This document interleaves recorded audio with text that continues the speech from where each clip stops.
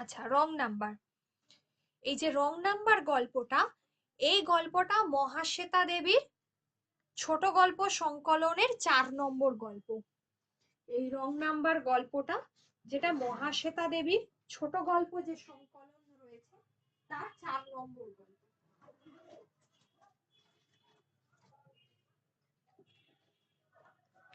বলছে রাত 1টা, তীর্থবাবুর ঘুম ভেঙে গেল। আচ্ছা, তার আগে একটা জিনিস বলবো। মহাশ্বেতা দেবীকে আমরা সকলেই চিনি। তোমাদের এসএলএসটির তেও যে সাহিত্যের ইতিহাস আছে সিলেবাসে, সেখানে ছিল মহাশ্বেতা দেবীর কথা। 1926 সালে মহাশ্বেতা দেবীর জন্ম, ঢাকায় জন্ম। পিতা ছিলেন বিখ্যাত সাহিত্যিক মনীষ ঘটক।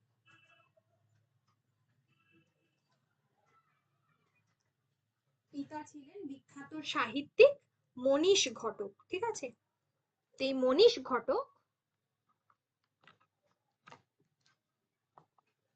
মনীষ ঘটক ছিলেন মনীষ ঘটক, আর ওনার স্বামী ছিলেন আবার বিজন ভট্টাচার্য, নাট্যকার বিজন ভট্টাচার্য। তো বিজন ভট্টাচার্য তোমাদেরকে পড়তে হয়। পরবর্তী তিনি আশুতোষ কলেজ থেকে প্রথমে পড়াশোনা করেন, তারপর কলকাতা বিশ্ববিদ্যালয় থেকে তিনি পড়াশোনা করেন। তিনি সমাজ সেবা করেছেন, ট্রাইবালদের জন্য, আদিবাসীদের জন্য অনেকটা কাজ করেছেন, যেখান থেকে তার অরণ্যের অধিকার যে উপন্যাস রয়েছে, বিখ্যাত অরণ্যের অধিকার উপন্যাসটি। এছাড়া আর কি রয়েছে, আর হচ্ছে তার ওই চট্টি মুন্ডা, এছাড়া হচ্ছে হাজার চুরাশির মা, তারপর হচ্ছে আধার মানিক, এই যে এগুলো, সিধু কানুর ডাকে, তার বিখ্যাত উপন্যাস এগুলো। ছোট গল্পের মধ্যে সপ্তপর্ণী, অবিশ্বাস্য, এইগুলো। আর হচ্ছে তিনি পদ্মশ্রী পুরস্কার পান, তিনি জ্ঞানপীঠ পুরস্কার পান, ম্যাক্সেসে পুরস্কার পান, ডিলিট পদ্মবিভূষণ, বঙ্গভূষণ, এইগুলো তিনি পেয়েছিলেন। ওকে। আচ্ছা, এখানে বলছে যে কোনো একদিন রাত 1টার সময় দেখা যাচ্ছে যে টেলিফোনের আওয়াজে, গল্পটার যে ছোট সারাংশটা সেটা বলছি, টেলিফোনের আওয়াজে কি হচ্ছে না, তীর্থবাবুর ঘুম ভেঙে যাচ্ছে। আমি এই প্রত্যেকটা গল্প এবং পদ্য তোমাদের যেমন ছোট ছোট প্রশ্ন করে দিই করে দেব, কিন্তু বুঝতেই পারছো কাট অফ কত যাচ্ছে। যদি পরীক্ষায় পাশ করতে হয়, সকলকে বলছি এক, পরীক্ষা দিতে হবে, সেটাও নেব। আর একটা হচ্ছে যেটা দরকার, সেটা হচ্ছে মুখে মুখে পড়া বলার অভ্যাস করতে হবে। মানে পড়া ধরবো, তোমরা ইনস্ট্যান্ট উত্তর দেবে, পড়ে রাখবে এই অংশটা, ক্লাসে উত্তর দিতে হবে যদি পরীক্ষায় পাশ করতে চাও। কখনোই নিজের সাথে কোনোভাবেই দেখে দেখে বলবো এগুলো একদম করো না। আমি প্রত্যেককে বলছি এই কথাটা। যেভাবেই হোক, নেক্সট যেটা আসবে যতটা সম্ভব অ্যাভয়েড না করে সেটাতে পাশ করতে হবে। আর কাট অফ সবসময় 80 ধরে যাবে, যে 80 ধরে আমাকে পাশ করতে হবে, 80টা আমাকে করে আসতেই হবে সঠিক, তবেই আমি পরীক্ষায় পাশ করবো, এটা মাথায় রাখতে হবে। যা যাচ্ছে কাট অফ। তো এই যে রাত 1টার সময় টেলিফোনের আওয়াজে তীর্থবাবুর ঘুম ভেঙে যাচ্ছে, টেলিফোন ধরে তিনি শুনতে পেলেন হাসপাতাল থেকে ফোন করে কেউ বলছে যে তাদের পেশেন্ট মারা গেছে। কিন্তু তীর্থবাবুর মনে হচ্ছে, আরে হাসপাতালে আমাদের তো কোনো পেশেন্ট নেই, কখন ফোনটা আসছে, রাত 1টার সময়, এটা খেয়াল রাখো, দাগ দাও। ফোনটা নামিয়ে রাখলেও তার ভীষণ ভয় করে। স্ত্রী সবিতা তাকে প্রশ্ন করলে তার মুখে কথা আসে না। তিনি বা তার স্ত্রী রাত্রে ঘুমের ওষুধ খেয়েও আজকাল ঘুমোতে পারেন না।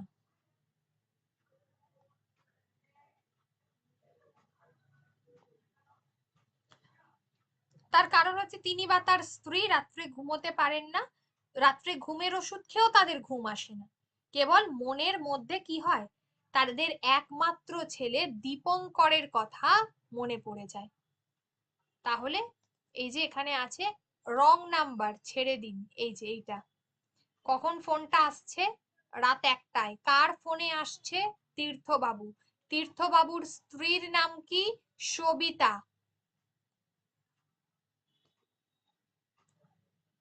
ঠিক রাত 12টায় তীর্থবাবু একটা ঘুমের বড়ি খেয়ে নেন। কখন খান?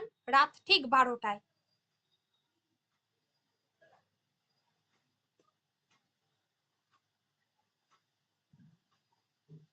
দীপঙ্করের ছবি, শৈশবের দীপঙ্কর, মাথা ন্যাড়া, ন্যালা ভোলা চেহারা। ম্যাট্রিক পাশ করা দীপঙ্কর, গ্রাজুয়েট দীপঙ্কর, লম্বা এক হারা, ভাবুক আর শান্ত চেহারা। তাহলে গ্রাজুয়েট দীপঙ্কর, ম্যাট্রিক পাশ করা দীপঙ্কর। দীপঙ্কর তাহলে তার শৈশবের ছবি, তার বড় হওয়া, তার চেহারার বর্ণনা, এটা পড়তে হবে, ঠিক আছে? কেমন দীপঙ্কর? দীপঙ্কর হচ্ছে তীর্থবাবু এবং সবিতার একমাত্র সন্তান। দীপঙ্কর তীর্থবাবুর একমাত্র ছেলে। সন্তান, সন্তান, মানুষ সন্তান চায় কেন? কেন চায়? কেন ভালোবাসে সন্তানকে? তীর্থবাবু রোজ এই প্রশ্নটা নিজেকে করেন। তারপর ঘুম আসে, গাঢ় অথচ অস্বস্তিতে আতঙ্কে বিপর্যস্ত ঘুম। সবিতা বোধ হয় তখনও ঘুমোন না, তাই তিনি জিজ্ঞেস করেন, কার ফোন? Wrong number. কোত্থেকে? হাসপাতাল থেকে। হাসপাতাল থেকে? ওগো, আমাদের ফোন যদি হয়? পাগলামি করো না সবু, দীপু নীরেনের কাছে আছে, তুমি তো জানো। ওখান থেকে নীরেন ওকে দিল্লিতে ভর্তি করে দিতে চেষ্টা করছে, সব জেনেও পাগলামি করো কেন? নীরেনের কাছে যদি থাকবে তবে দীপু চিঠি লেখে না কেন? নীরেন কেন চিঠি লেখে না আমায়? তোমরা কি ভেবেছো আমি কান্নাকাটি করব, ছুটে যাব নীরেনের কাছে? সবু, অস্থির হয়েও না। আমার যে মনে হয় দীপু নীরেনের কাছে নেই, নীরেন ইচ্ছে করে আমায় কিছু বলছে না। চুপ করো সবু, কেঁদো না, সব ঠিক আছে। তুমি তো জানো দীপুর পালিয়ে থাকবার কোনো কারণ নেই, তবে ও আসে না কেন? সবু, অসুখে অসুখে তুমি অবুঝ হয়ে গেছো, দিনকাল খারাপ, এই অঞ্চলটাও ভালো নয়, তাই ও আসে না। সবিতা এই সময় কাঁদতে শুরু করলেন। তাহলে সবিতার শটে তাকে সবু বলে ডাকছিলেন, আস্তে আস্তে গুমড়ে গুমড়ে।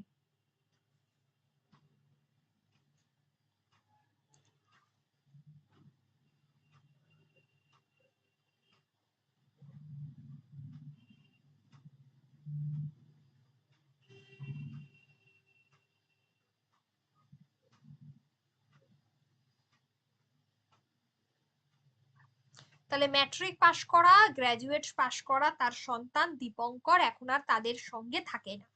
সবিতা বারবার তীর্থবাবুকে কি করছেন না, সে কথা জানার চেষ্টা করে, ছেলের খোঁজ নেওয়ার চেষ্টা করে, ঠিক আছে?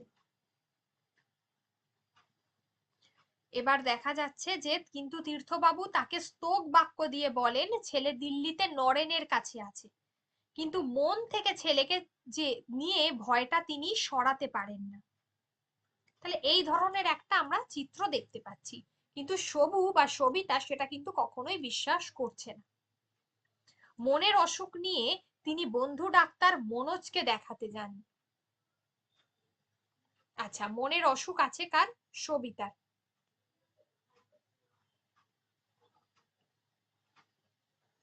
বলছে আচ্ছা, রুগী যদি মারা যায় তবে 23 এক্সচেঞ্জের নম্বর দিলে 47-এ ফোন করবি তোরা।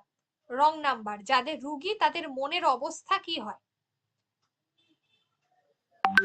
কিংবা হয়তো কোনো অবস্থাই হয় না আজকাল নাকি।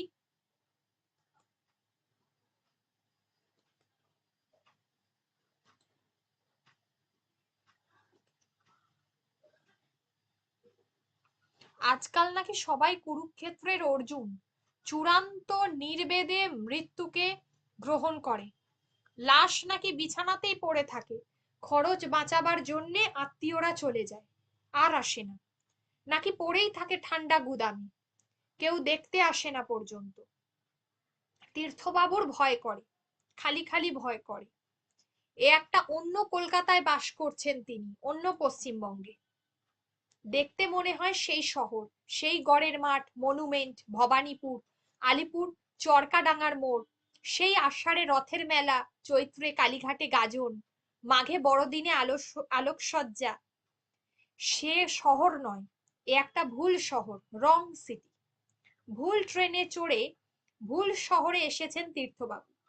নইলে সবিতাকে বলা সবগুলো স্তোকের কথা ভুলে গিয়ে তীর্থবাবু ভাবেন, নইলে দীপঙ্কর চিঠি লেখে। নইলে দীপঙ্কর চিঠি লেখে না কেন? কেন নীরেন খবর দেয় না দীপঙ্করের? এই শব্দটা দেখো আরো একবার রিপিট হয়েছে, কেন? কেন সন্তান চায় মানুষ, এই শব্দটা, এটা কিন্তু আগেও একবার রিপিট হয়েছে গল্পটার মধ্যে, দুবার পেলাম। কেন ভালোবাসে আত্মজকে, আত্মজাকে? মানে পুত্র সন্তানকে? মৃত্যুতে মুখাগ্নি করবে বলে? Wrong answer. যতদিন জীবিত আছেন ততদিনই সন্তানকে চান তীর্থবাবু। কাছে থাক, তুই পাশে থাক, আমার জ্বালা যন্ত্রণা নেই, ভাগ নেই, আমার সঙ্গে এক হয়ে যেতে শেখ। রং হোপ মানে মিথ্যে আশা। কোথায় একটা এক্সচেঞ্জ আছে যেন, এই শহরে কোথায় আছে একটা এক্সচেঞ্জ? কে সেখানে বসে তীর্থবাবুকে শুধু বলছে রং নাম্বার, রং সিটি, রং হোপ? এই লাইনটা। কে সে? কোথায় সেই অদৃশ্য অপারেটর? অপারেটরদের দেখা যায় না কেন? ভাবতে ভাবতে তীর্থবাবু চুপ করে ঘুমের ভিতর ডুবে যান। এই রকমই দিন চলে চলে, দিন থেকে রাত, সোম থেকে রবি, সকাল থেকে সন্ধ্যা। রাতগুলোকে ভয় করে তীর্থবাবু, কেননা ঘুমের মধ্যে শুধু সারি সারি দেয়াল দেখতে পান তিনি।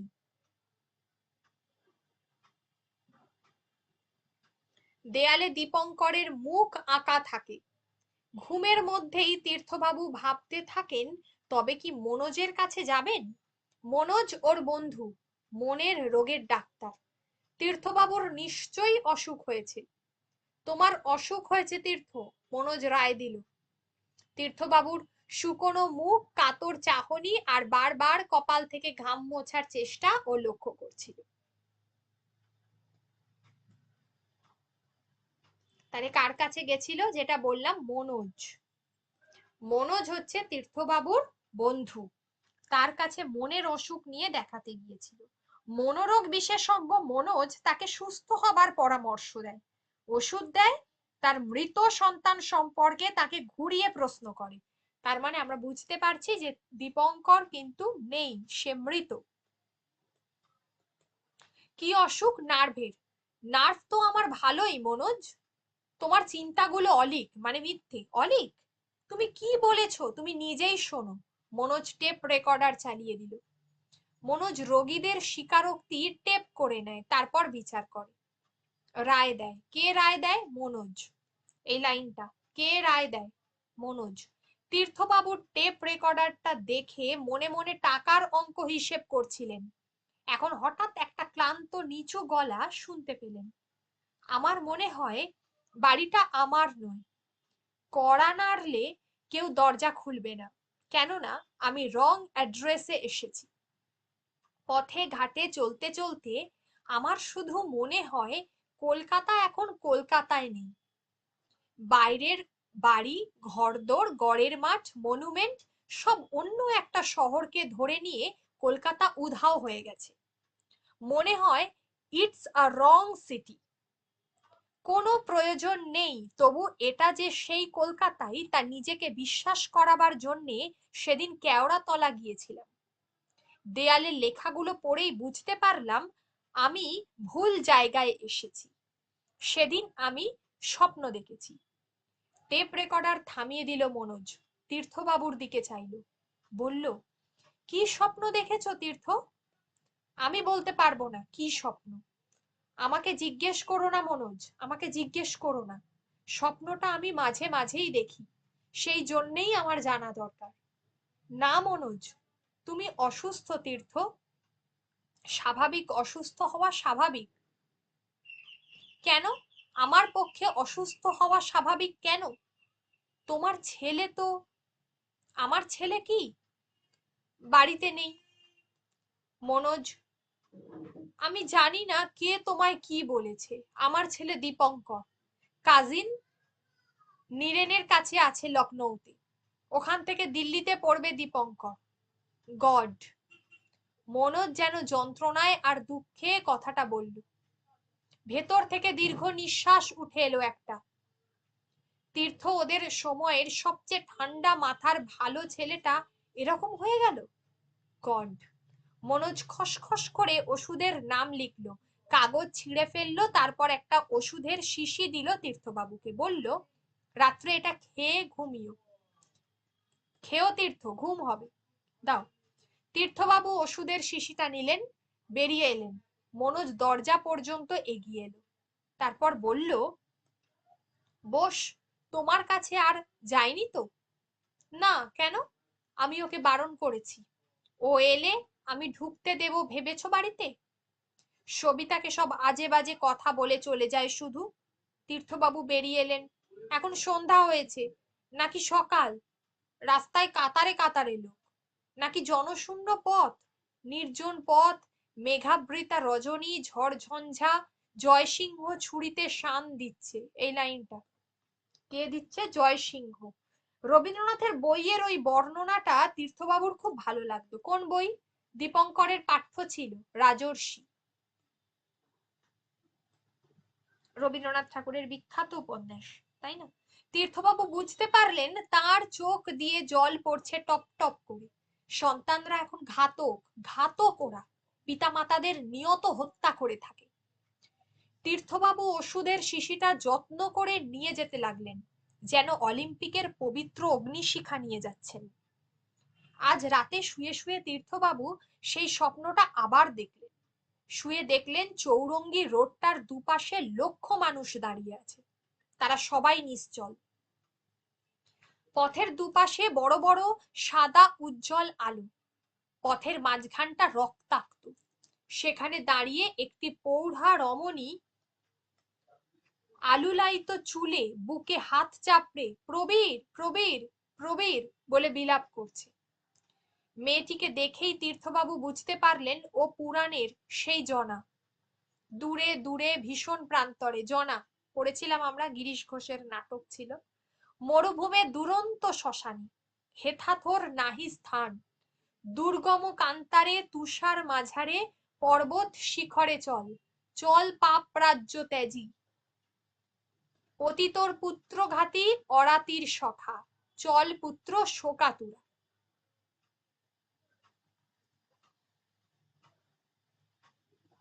আসলে রাজর্ষি নাটকের দৃশ্য কখনো জনার, এই যে দুটো সিকোয়েন্স এক জায়গায় আনা হচ্ছে, তুলনা করা হয়েছে এই গল্পের মধ্যে। মহাশ্বেতা দেবী তুলনা করেছেন যে সন্তান হারানোর কান্না কি, সন্তান হারানোর যে দুঃখ সেটাই। কেউ ফোন করে তাকে ছেলের মৃত্যু সংবাদ জানালেই সে রং নাম্বার বলে ছেড়ে দেয়, কারণ তাকে আবার স্বপ্ন দেখতে হবে। স্বপ্ন দেখা ছাড়া কি বা করা আছে, কি বা করতে পারে একটা পুত্র হারা পিতা, তাই না? এই কারণেই তৎক্ষণাৎ তীর্থবাবু বলতে গেলেন she is in the wrong city, কিন্তু ঘন্টা বাজতে শুরু করে দিল। ঘন্টা বাজছে, ফোন বাজছে। তীর্থবাবু উঠে বসলেন। টেলিফোন মানুষ রাখে কেন? ভাড়া দিতে জিভ বেরিয়ে যায়, নাভিশ্বাস উঠে যায় যখন। তীর্থবাবু রিসিভার তুললেন। 479। ঠিক ওই নাম্বারটাই তীর্থবাবুর সামনের টেলিফোনটার গায়ে লেখা আছে। তীর্থবাবু বললেন, নো, এটা তীর্থঙ্কর চ্যাটার্জির বাড়ি নয়। নো। তীর্থবাবু আমি। বোস। হ্যাঁ, সেদিন যা বলেছিলাম, দূরে রেল লাইনের পাশের বডিটা, হ্যাঁ দীপঙ্করের, ডায়েড অফ ইনজুরিজ। আপনি তো এলেন না। Body has been cremated. Hello, শুনতে পাচ্ছেন? না, এটা তীর্থঙ্কর চ্যাটার্জির বাড়ি নয়। না, এটা 479 নয়। না, রং নাম্বার। তীর্থবাবু ফোন নামিয়ে রাখলেন, কারণ তিনি ওটা শুনতে পারতেন না। তিনি পুত্রের মৃত্যু সংবাদ পেয়ে রীতিমতো অসুস্থ, ঠিক আছে, এই কারণে তিনি ওটা শুনতে পারতেন না। তো স্বপ্ন দেখে কি হবে? তখন তীর্থবাবু জানতে পারবেন কেমন করে উন্মাদিনী জনা রং সিটি থেকে পালিয়ে গেল। স্বপ্ন ছাড়া তীর্থবাবুর হাতে আর কিছুই নেই আজ। জেগে জেগে কলকাতার পথ ঘুরলে একটাও বেরোবার পথ দেখতে পান না তীর্থবাবু। এখন তাকে জনার পেছনে পেছনে যেতে হবে।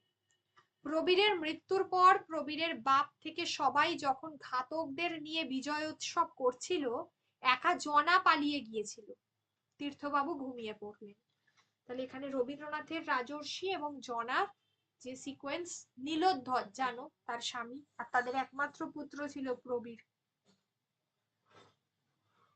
এই যে মৃত্যু শোকে শোকাতুরা যে জনার যে তীব্র আর্তনাদের কথা আমরা জানতে পারি, এখানেও সেই এক, কি বলবো, একজন যে কিনা তার পুত্রকে হারিয়ে রীতিমতো শোকে পাথর হয়ে গেছে। সে তার মানসিক যে ভারসাম্য সেটা সে হারিয়ে ফেলেছে, সেটার কথাই বলা হয়েছে এই গল্পে। Wrong number. ওকে,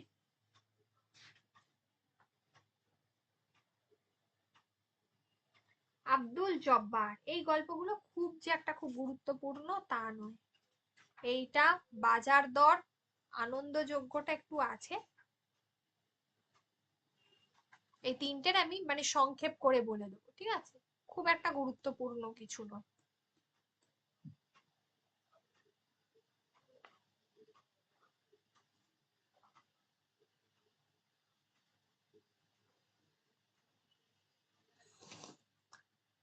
যেখানে বলা হচ্ছে যে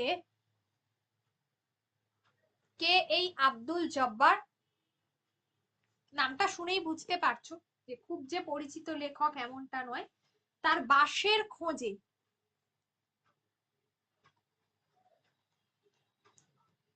বাঁশের খোঁজে,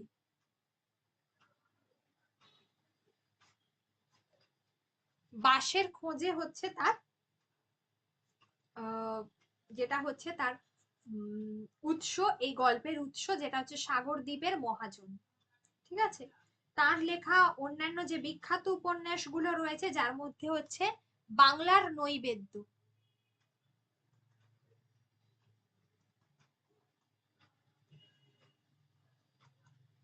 বাংলার নৈবেদ্য, তারপর হচ্ছে গ্রামগঞ্জের পথে,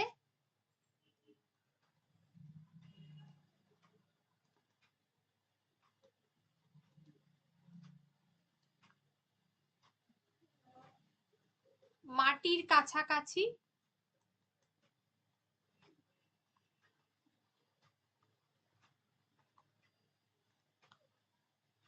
চোরাবালি ইত্যাদি। এইগুলো হচ্ছে তার সাগরদ্বীপের মহাজন আব্দুল জব্বারের যে বিভিন্ন বিখ্যাত উপন্যাসগুলো, বুভুক্ষা, দেশ আমার, মাটি আমার, তারপরে হচ্ছে মানুষজন, এইগুলো। এখানে বলছে দরিয়ার পাঁচ পীরের নাম করে মাঝি মাল্লারা শ্যামগঞ্জের গড়ান কাঠের মহাজনদের আড়ত থেকে নৌকা করে বাণিজ্য করতে চলে। এই যে দরিয়ার পাঁচ পীর বদর বদর, এই নামটা করে কি করছে যে কারা, মাঝি মাল্লারা, কোথাকার, শ্যামগঞ্জের গড়ান কাঠের মহাজনের আড়ত থেকে কি করত, ভাটা পড়তেই হুগলি নদীতে, কোন নদীর কথা বলা হয়েছে, হুগলি নদী, 7খানা বছর নৌকোর পাল তুলে দিলে গড়ান কাঠের মহাজনদের আড়ত থেকে 30 জন লোকের মা বোন বউ মেয়েরা চোখের জল মুছতে মুছতে তাকিয়ে রইল যতক্ষণ না নৌকোগুলো নলদাঁড়ির বাঁকের আড়ালে চলে যায়। কোথাকার, যতক্ষণ না নৌকোগুলো নলদাঁড়ির বাঁকের আড়ালে চলে যায়। 30 জন লোকের মা বোন বউ মেয়েরা, ঠিক আছে।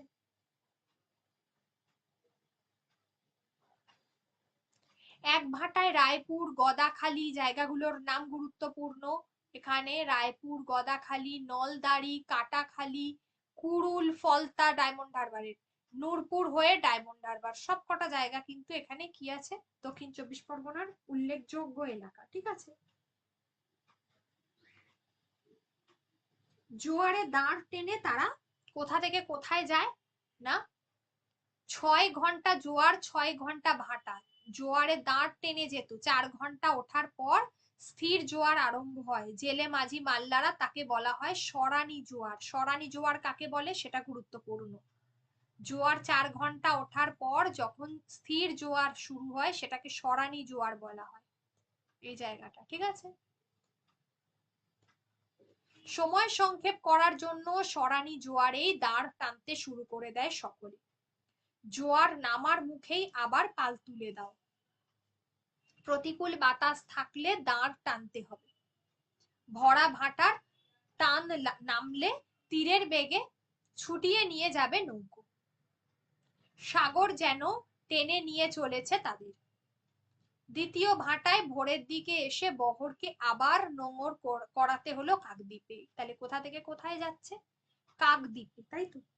কাকদ্বীপ থেকে আমরা দেখবো এখানে গল্পটাতে ফ্রেজারগঞ্জ যাবে, সেটা দেখছি আমরা। তার আগে দেখো এখানে আছেই, এই যে এখানে নোঙর করাতে হলো কাকদ্বীপে, কাকদ্বীপ থেকে কোথায় যাচ্ছে, তারপর ভাটায় মুড়িগঙ্গা ধরে, মুড়িগঙ্গাটা অ্যাকচুয়ালি বাংলাদেশের দিকে পড়ে, মুড়িগঙ্গা ধরে নদীটা বটতলা নদী দিয়ে নামখানা হয়ে একেবারে ফ্রেজারগঞ্জ, জানো যেটা সুন্দরবনের ওই সাইডটা তো বাংলাদেশ পড়ে যাচ্ছে। তাহলে এই জায়গাটা, এই লাইনটা গুরুত্বপূর্ণ। ভাটায় আবার মুড়িগঙ্গা ধরে বটতলা নদী দিয়ে নামখানা হয়ে একেবারে ফ্রেজারগঞ্জ। ফ্রেজারগঞ্জ থেকে এবার জোয়ার ভাটা না মেনেই বহর ছাড়তে হয়, তীরের কোল বেয়ে বহর চলে।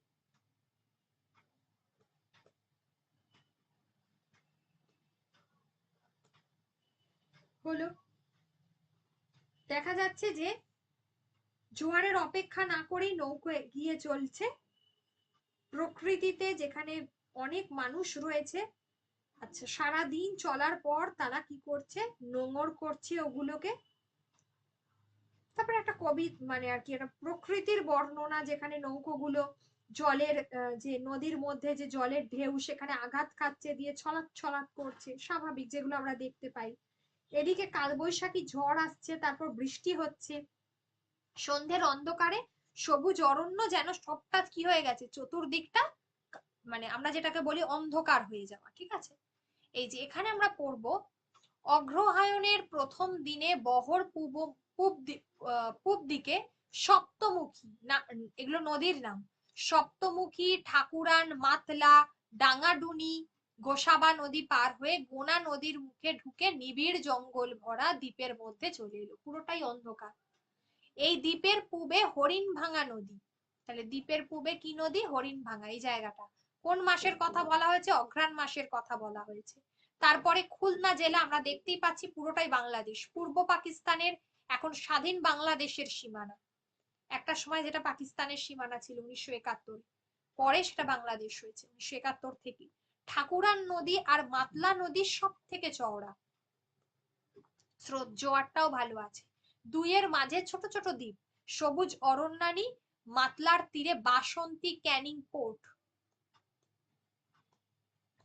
তারপর দেখো বালিগঞ্জ থেকে সোনারপুর হয়ে ক্যানিং পর্যন্ত রেল লাইন আছে, বুঝতেই পারছো যে সাউথের দিকে রেলের কথা বলা হয়েছে। তারপর ডায়মন্ড হারবারের কথা বলা হয়েছে এই জায়গায়। মাতলার আরেকটা শাখা বিদ্যাধরী নদী, তাহলে মাতলার আরেকটা শাখা নদী কি, বিদ্যাধরী। হরিণভাঙার শাখা নদী রায়কমল আর কালিন্দী। এই যে এই পুরো এই জায়গাটা, এই টোটাল যে অংশটা রয়েছে ভিভিআই, একটা প্রত্যেকটা জায়গার নাম এখানে, মেনলি জায়গার নাম হচ্ছে খুব গুরুত্বপূর্ণ, ঠিক আছে, নদীগুলোর নাম, পুরো সাউথের নদীগুলো কভার করেছে, নদীগুলোর নাম। মাতলার যেমন একটা শাখা নদী বিদ্যাধরী, আবার হরিণভাঙা নদীর শাখা নদী হচ্ছে রায়কমল, কালিন্দী, এইগুলো। এখানে যে নদীগুলোর নাম বলেছে, যে দ্বীপ আমরা দেখতে পাচ্ছি গোনা নদীর মুখে, সেখানে তার পূর্ব দিকেই হচ্ছে হরিণভাঙা। আরো কি কি নদী বলেছে, সপ্তমুখী, ঠাকুরান, মাতলা, গোসাবা আর হচ্ছে ডাঙ্গাডুনি।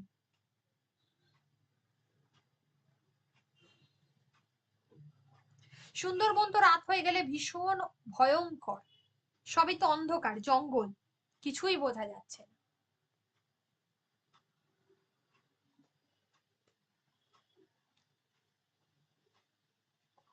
এই যে সুন্দরবনের মধ্যরাত্রির শব্দ বড় ভয়ঙ্কর, ঢেউ আচরানির শব্দ, জঙ্গল জোড়া গভীর তানের ঝিঝির ডাক, মাঝে মাঝে বন মোরগের চিৎকার, শিয়াল খটাসের ডাক, পাখিদের কলকাকলি, হনুমান বাঁদরের চিৎকার, বাঘের গর্জন। ভেবে দেখো, গোসাপের ফটফট শব্দ, কোনো আক্রান্ত পশুর ভয়ঙ্কর আর্তচিৎকার, সব মিলিয়ে ভয়াবহ রোমহর্ষক। জঙ্গলের ঘাস, লতা, গাছ, জীবজন্তু, পোকামাকড়, সাপ, কুমির, মাটি, কাদা, শিকড়, কাঁটা, জল, মাছ, আকাশ, মেঘ, তারা, জোয়ার ভাটা, খাঁড়ি, অসুখ বিসুখ, ঠান্ডা গরম, সবকিছুর নিখুঁত বর্ণনা দেওয়া দুঃসাধ্য।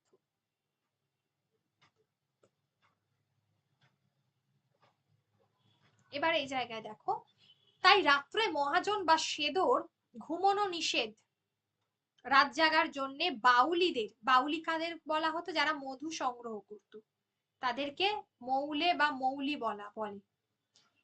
মধ্যেই একজন মাথায় বাবরি চুল, বাহুতে রূপোর পদক, আর কি করছে না, গলায় বাঁধা রূপোর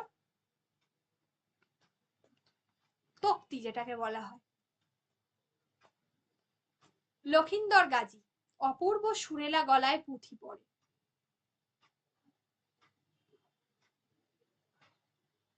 সবাই মন দিয়ে শোনে, তার কাছে একটা সুটকেস পুঁথি আছে, এক সুটকেস পুঁথি আছে। কাসাসল আম্বিয়া হাতেম তাই জঙ্গে সাহনামা, জঙ্গে বদর, জঙ্গে অহদ, খয়রল হাসার, গোলসানে, রুম কেচ্ছায়, দিলখোশ, কত ধরনের পুঁথি। এখানে আর অতটা কিছু ইম্পর্টেন্ট নেই। এখানে জানো যে সেদো অর্জুন কয়াল গান গাইছে, আমরা তাহলে দুজন গান গাওয়ার কথা জানছি। একটা একটু আগে দেখলাম লখিন্দর গাজী যে গান গাইছে, মানে পুঁথি পড়ছিল, আর একটা হচ্ছে সেদো অর্জুন কয়াল যে গান গাইছে, ঠিক আছে।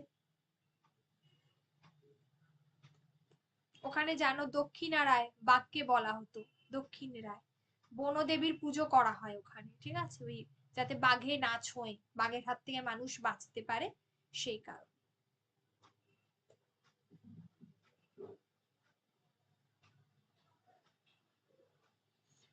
মানে এই গল্পটাই হচ্ছে টোটালটা সুন্দরবনের যে অঞ্চল সেখানকার মানুষজনকে নিয়ে লেখা হয়েছে, ঠিক আছে, সেখানকার জীবনযাত্রা এটা নিয়ে লেখা হয়েছে।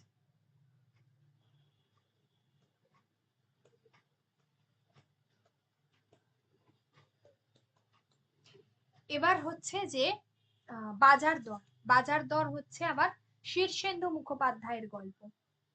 শীর্ষেন্দু মুখোপাধ্যায়ের বিখ্যাত গল্পের মধ্যে গয়নার বাক্স আছে, জানিয়ে সিনেমা হয়েছে জানো। তারপরে গোসাই বাগানের ভূত খুব বিখ্যাত এগুলো, হেতমগড়ের গুপ্তধন, কৌটোর ভূত, খুনি বনাম গোয়েন্দা, সবগুলো খুব ইম্পর্টেন্ট। ওনার বিখ্যাত উপন্যাসের মধ্যে কাগজের নৌকো, উজান, মানব জমিন, হীরের আংটি, বিসর্জন, সময়, বোধন, বোধন ও বিসর্জন, এই সবগুলো, ঘুণ পোকা, তার মধ্যে কাগজের বউ, দূরবীন, মানব জমিন, এইগুলো সব থেকে বিখ্যাত, হীরের আংটি।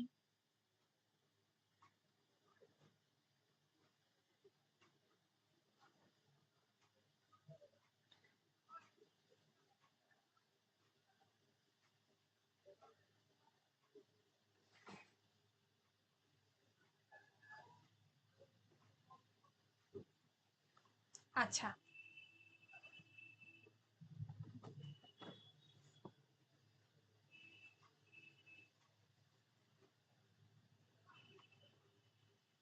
আচ্ছা, এবার হচ্ছে যে এই যে আমরা বাজার দর গল্পটা দেখব,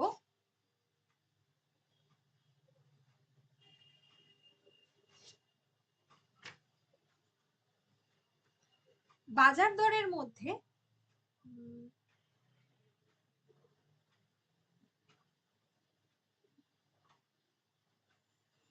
হ্যাঁ, বাজার দরের মধ্যে আমরা কি দেখছি না, 100 বছর পর ঘুম ভাঙতে রামবাবু ভারী অস্বস্তি বোধ করলেন।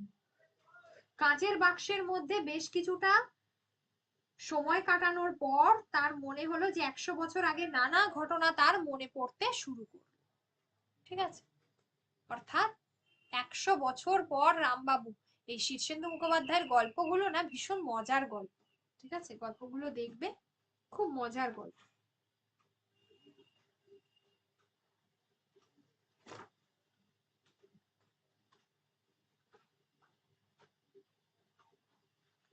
তো এখানে বলছে যে 100 বছর পর ঘুম ভেঙেছে, রামবাবু তো ভীষণ অস্বস্তি বোধ করছেন এইভাবে 100 বছর পর ঘুম ভাঙাতে তিনি।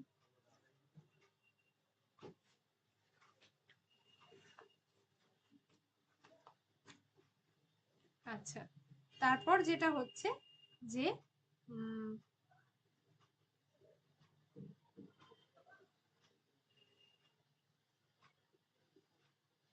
আচ্ছা, এটা অদ্ভুতুরের সিরিজ, এইখান থেকে নেওয়া হয়েছে, এটা অদ্ভুতুরের সিরিজ।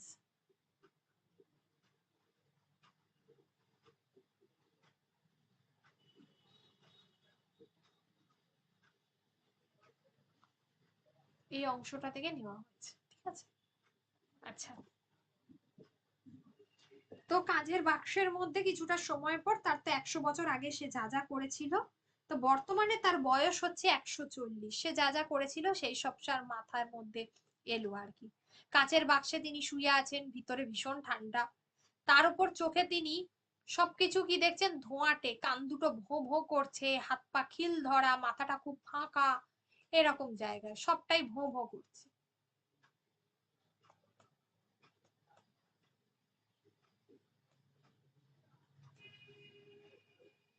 তারপর আস্তে আস্তে শরীর গরম হলো, কানের ভোঁ ভোঁ কমে গেল, হাত পায়ের খিল ছাড়লো।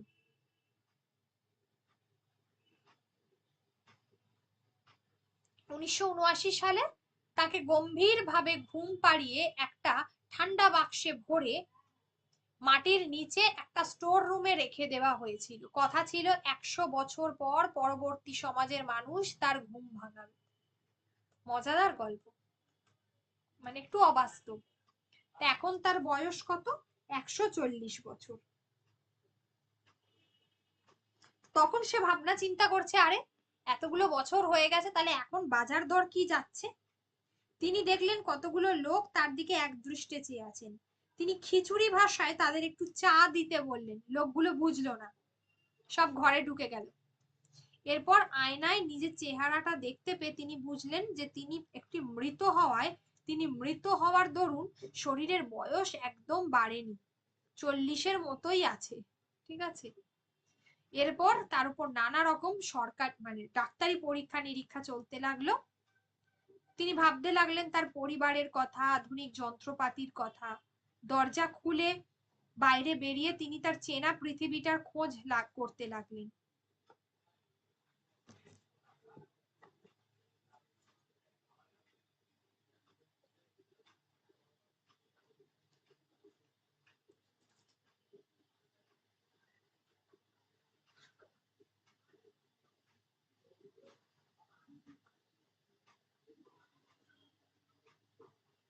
একটু পরে একজনের সঙ্গে রাস্তায় দেখা হওয়ার পর এ কথা সে কথা বলার পর বাজার দর সম্পর্কে খোঁজ নিলেন।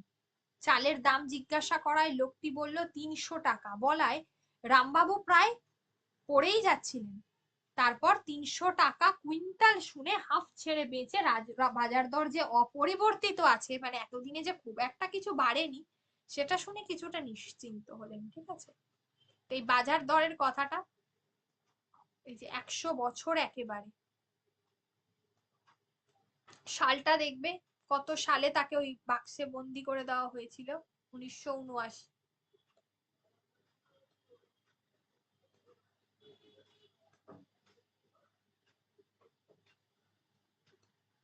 এখানে আর তেমন কিছু নেই।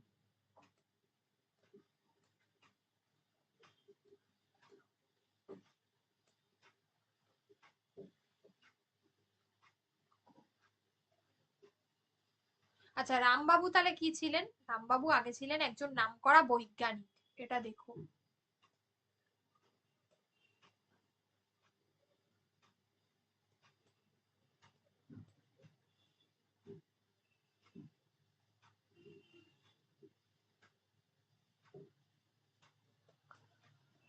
রামবাবু জিজ্ঞেস করলেন তারিখটা, তখন তাকে বললো জানুয়ারি 2079, মানে 2079, ঠিক আছে, 2079।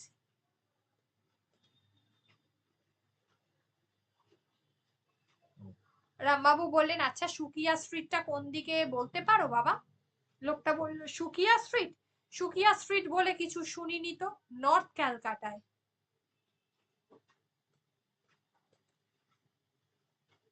তখন বলছে যে ও, ক্যালকাটা নামে একটা গ্রাম আছে বটে, মানে এতদিনে সেটা আর শহর নয়, গ্রাম হয়ে গেছে। সে তো অনেক উত্তর দিকে। এই শহরটার নাম কি বাবা? এ হলো গোসাবা, সুন্দরবন বটে। গোসাবার এত উন্নতি, মানে গোসাবা যেটা গ্রাম সেটা শহর হয়ে গেছে 100 বছর। আর যে এ হচ্ছে তোমার কি বলে, কলকাতাটা গ্রাম হয়ে গেছে, এই হলো বিষয়। এগুলো থেকে খুব একটা প্রশ্ন আসবে না, তার কারণ এগুলো একটু মানে আজগুবি টাইপের গল্প, ঠিক আছে, খুব একটা আসেও নি। এরপর হচ্ছে আনন্দযজ্ঞ।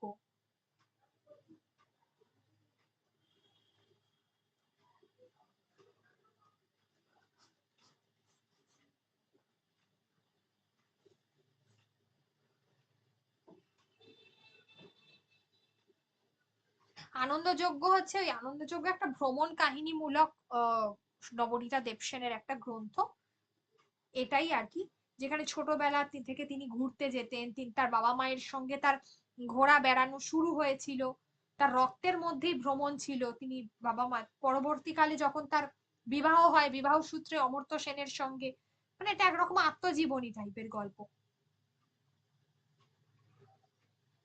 তখনও তিনি বাইরে গিয়েছেন এবং বার্ধক্যে যখন কর্মসূত্রে সেখানেও তিনি পৃথিবীর নানা, ইউরোপের নানা শহরে তিনি ঘুরেছেন কর্মক্ষেত্রে, কখনো জাহাজে, কখনো ট্রেনে, কখনো মোটর গাড়িতে, কখনো উড়োজাহাজে। এই ভ্রমণের সূত্রেই তিনি যে বিচিত্র সমস্ত অভিজ্ঞতা লাভ করেছিলেন সেটাই। কোথাও তাকে পাসপোর্ট হারানো হোক, কোথাও গাড়ি খারাপ হয়ে যাওয়া, কোথাও কিছু মানুষের সাহায্যে অদ্ভুত মানে জীবনে কোথাও কোনো অসুবিধায় পড়েছেন, কিছু মানুষের সাহায্যে তিনি বেঁচেছিলেন। আবার ছাত্রীদের নিয়ে তিনি বিভিন্ন এক্সকারশন ট্যুরে গিয়েছেন, সেখানেও নানা রকম বাধা বিঘ্নের সম্মুখীন হতে হয়েছিল তাকে, সেই সমস্তগুলো। তো জীবনে বাধা বিঘ্ন তার জীবনে তার লেগেই ছিল, বা সেই সমস্ত ঘটনাগুলোকে নিয়েই তার এই গল্পটাই আনন্দযোগ্য, যেটা আত্মজীবনীমূলক একটা ভ্রমণমূলক কাহিনী আর কি। শেষ পর্যন্ত জার্মানি শহরেও, সেখানেও তিনি এক পাকিস্তানি ভাই এবং তার স্ত্রী, পাকিস্তানি ভাই আলম এবং তার স্ত্রী ডরথের থেকে যেভাবে সাহায্য পেয়েছিলেন, সেই জায়গায় তিনি তার মানে আর কি এই কাহিনীটা কি বলবো, এটা সমাপ্ত করেছেন। এটা ভ্রমণমূলক কাহিনী।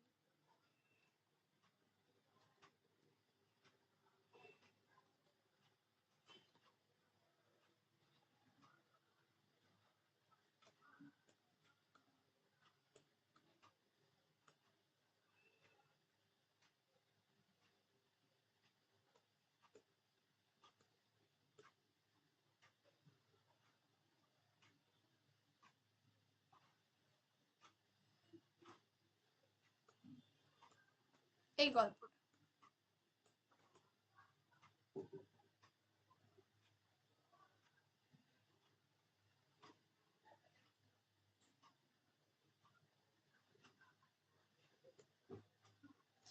আর এরপরে কি আছে? নব, আচ্ছা এটাই শেষ। তিনি গাড়ির চাবি হারিয়ে ফেলেছিলেন, মানে হিউজ গো এটা, মানে খুব একটা মানে আত্মজীবনী যেরকম হয় সেই ধরনের, কোনো সেরকম ভাবে গল্প নয়। তথ্যগুলো দিতে হবে তোমাদেরকে, তাহলে বুঝতে পেরে যাবে।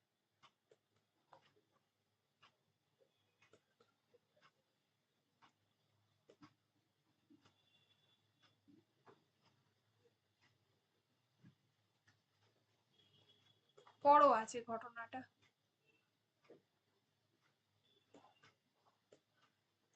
আচ্ছা এটা পড়িয়ে দেবো, এটা হচ্ছে একটা কবিতা তাই তো? হুম, সহজই আছে। পাখিরা গান গায়, হুয়ান রেমন হিমেনেজ অনুবাদ করা হয়েছে কবিতাটা, হুমান রেমন হিমেনেজ, ঠিক আছে। আচ্ছা, স্পেনের বিখ্যাত কবি ছিলেন তিনি, অনুবাদক ছিলেন সুনীল গঙ্গোপাধ্যায়, বাংলায় অনুবাদক ছিলেন কে? সুনীল গঙ্গোপাধ্যায়।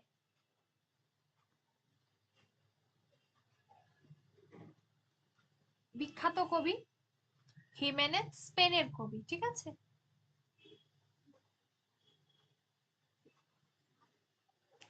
যেখানে আহ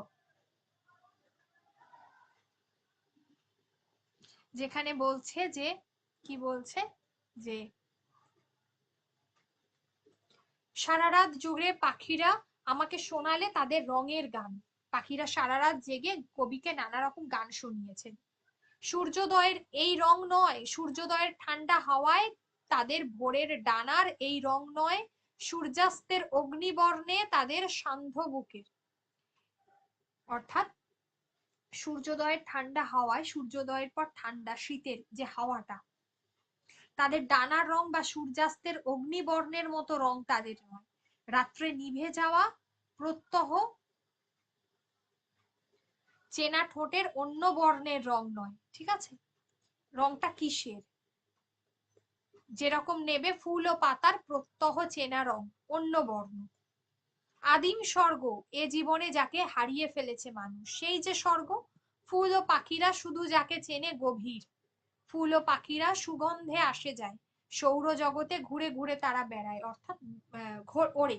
অর্থাৎ কি আমরা বলতে পারি যে পাখিরা কবিকে শুনিয়েছেন একটা একটা ভ্রমণ, একটা স্বপ্নর মতো, একটা কোনো যেখানে কোনো বাধা নেই, যেখানে কোনো আবদ্ধ কোনো স্থান নয়, বদ্ধ নয়, যেখানে উন্মুক্ত সবকিছু, একটা ভ্রমণের অবিনশ্বর স্বর্গের রং, অন্য বর্ণের কথা। তিনি জেনেছেন তাদের থাকার ঠিকানা, তিনি জানেন পাখিরা কখন তাকে গান শোনাবে, কখন বাতাস পেরিয়ে বন্যা আসবে, সেই সব কথা।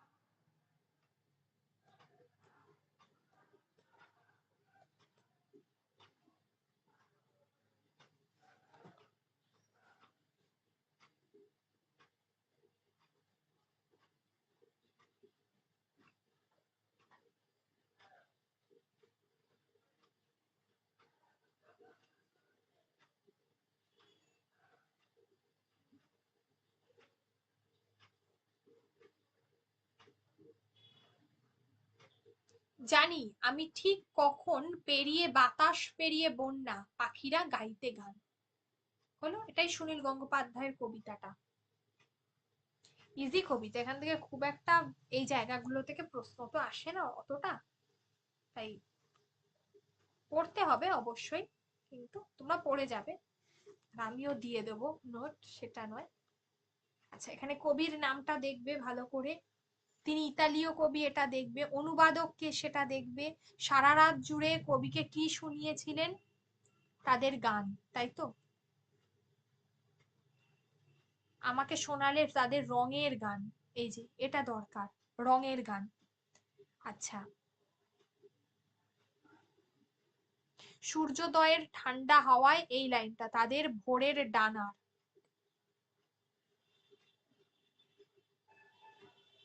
সূর্যাস্তের, সূর্যাস্তের লাইনটাও দরকার আছে, সূর্যাস্তের অগ্নি বর্ণে, তাদের সান্ধ্য বুকের এই রং নয়, এই লাইনটা।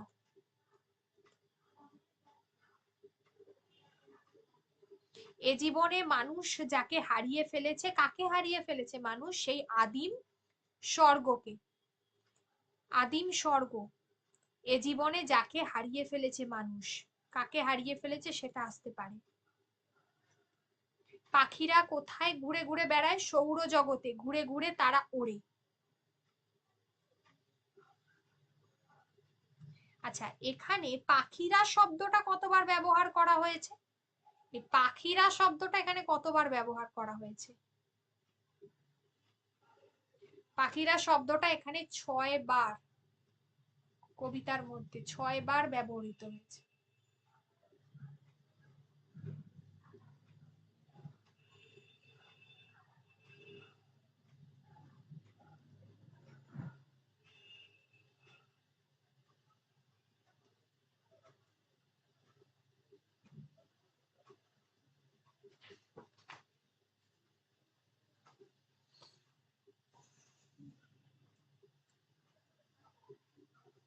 ব্যাস।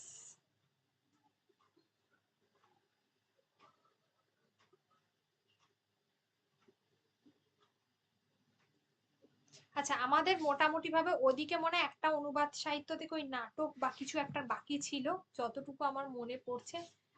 আর এখান থেকে বাকি আছে মিঠাইওয়ালা আর হচ্ছে বিক্ষণ, তাহলে যেটুকু বাকি আছে আমাদের নেক্সট দিন অর্থাৎ বুধবার দিনকে আমি পড়াবো, ওই দিন সম্ভারটা শেষ করে দেবো, ঠিক আছে, এরপর প্রশ্ন দেবো আলাদা।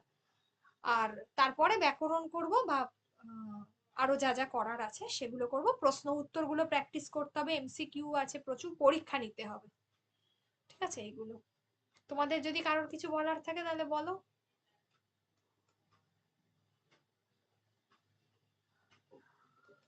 আমার সম্ভারটা বুধবার দিনকে শেষ করে দিতে পারবো, সম্ভারটাকে আর টানবো না, এমনিতে শেষ করে দেবো, তারপর শুধু এমসিকিউ গুলো প্র্যাকটিস হবে, আর ওদিকে তোমরা স্টার্ট করে দেবে, তার মধ্যে আমি অ্যাড করছি, দেখি ওখান থেকে কজন কি হয়, সেই অনুযায়ী আমাদের ইএমআরএস টা আমরা শুরু করি, ইএমআরএস আর ক্লাস 11-এর যে কম্প্যাক্ট জায়গাটা রয়েছে সেটা আগে দিয়ে শুরু করি, মহাকাব্য বা এইগুলো।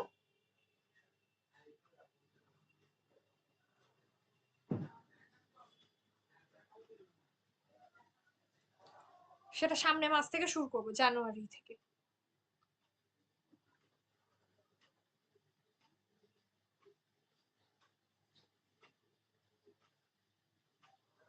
বলো, কারোর কিছু কোয়েশ্চেন আছে? থাকলে বলো।